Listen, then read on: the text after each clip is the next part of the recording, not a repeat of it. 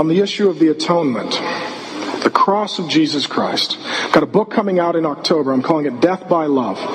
Some are arguing against penal substitutionary atonement, that Christ died on the cross in our place for our sins. It's what Paul calls of first importance in 1 Corinthians 15. It is the center of what we believe.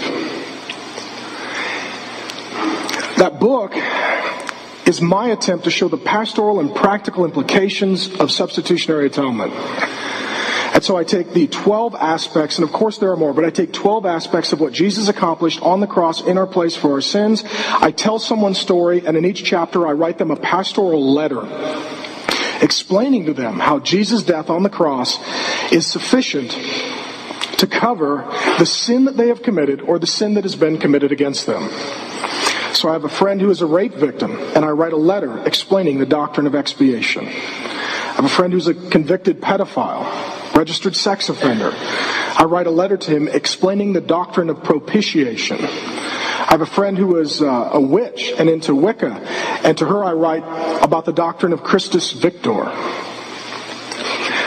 There is nothing that we have to offer apart from the person of Jesus and his work on the cross.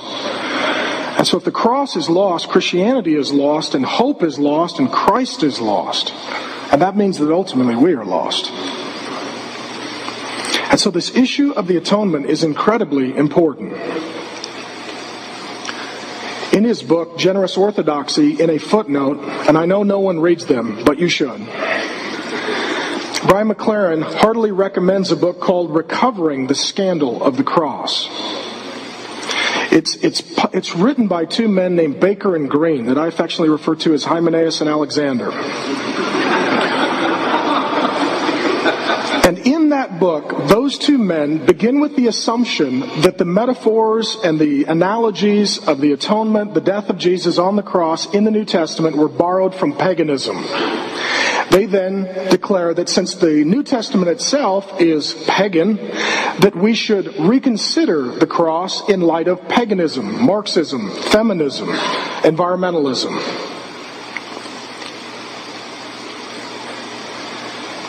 Nothing of the atonement comes from paganism. They make the assumption that, for example, and you must be careful with this theologically, that when Paul uses the language of redemption, that he's referring to slaves being redeemed from the pagan slave market. That's where they begin their argument. And then they say, since Paul took his concept of the atonement from the pagan slave market, that gives us permission to import paganism into Christianity. If you do a word study on redeem, redemption, you will find that it does not refer to the pagan slave market, but to the Exodus. And you will find that repeatedly the Old Testament speaks of the Exodus event as redemption. And Paul was not a pagan. He was a man who believed that Jesus was the fulfillment of all Old Testament expectation.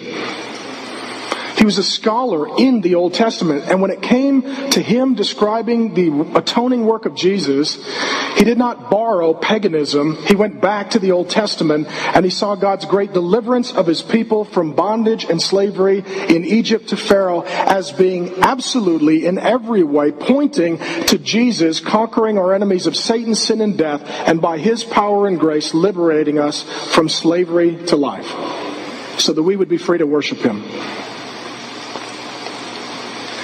It is a horrible book published by the same people who published John Stott's amazing work on the cross. Furthermore, on the cross, he endorses a book called Atonement for a Sinless Society. It comes out of Great Britain. And the assumption is that in our postmodern world, people don't believe in sin, so we can no longer speak of the cross in terms of sin.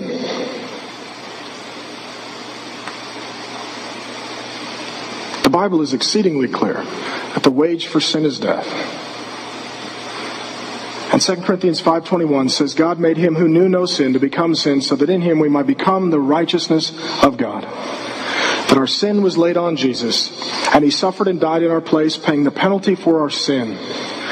And he takes our sin, and he gives us his righteousness. Martin Luther calls this the great exchange.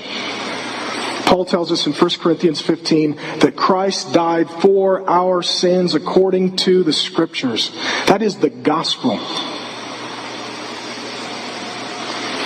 He also recommends a book by a man named Steve Chalk called The Lost Message of Jesus. In that book, he refers to Jesus Christ suffering and dying on the cross as divine, quote, this is a quote, divine child abuse.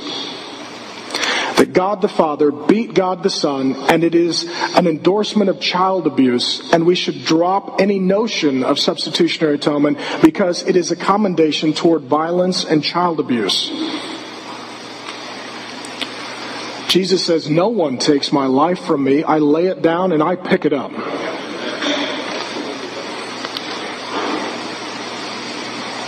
On that point, Brian McLaren says regarding Steve Chalk's book, he said this book, quote, could help save Jesus from Christianity.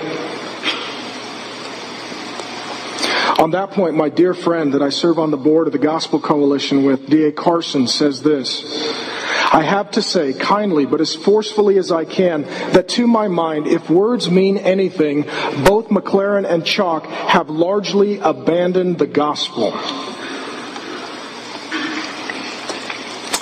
Second man, Doug Padgett. Friend of mine, saw him in Seattle recently. We had dinner together. He's a very nice guy. He's great to argue and debate with. He's as cranky as I am, and so we have a great time. No one in our presence does, but we have a great time. I saw today that the Southern Baptist Convention of North Carolina is bringing him to teach in October. Shame on you. There is a conference forthcoming next month. He is being invited to lecture and to teach. This is what I received today via email. At the Southern Baptist Convention meeting in North Carolina, he'll be here next month. On the issue of homosexuality, in the book Listening to the Beliefs of Emerging Churches, to which I contributed, he says that we must explore new ways of being sexual. I don't know about you. I've been in ministry a while. I think we've tried all of it. I don't think there's anything new. I don't know about your counseling load. I can't possibly conceive of another way to have sex that someone hasn't already tried. And so we were at a debate, he and I and some of the other authors in Seattle. It was hosted by a religion reporter from National Public Radio. And I simply asked Doug, we got to ask each other questions at some point, and I asked, is homosexuality incompatible with Christian faith?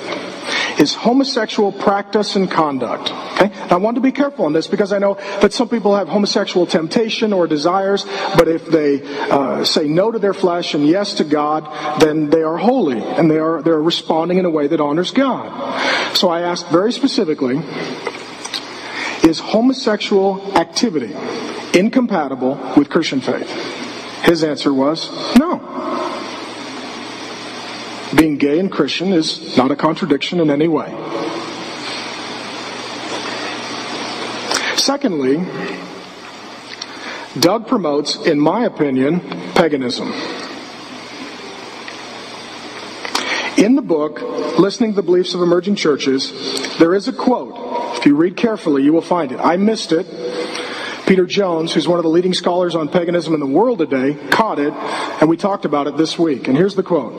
The idea that there is a necessary distinction of matter from spirit or creation from creator is being reconsidered. Read it again. The idea that there is a necessary distinction of matter from spirit or creation from creator is being reconsidered. Now, if you've ever seen a Bible, it starts in the beginning with a creator who creates things.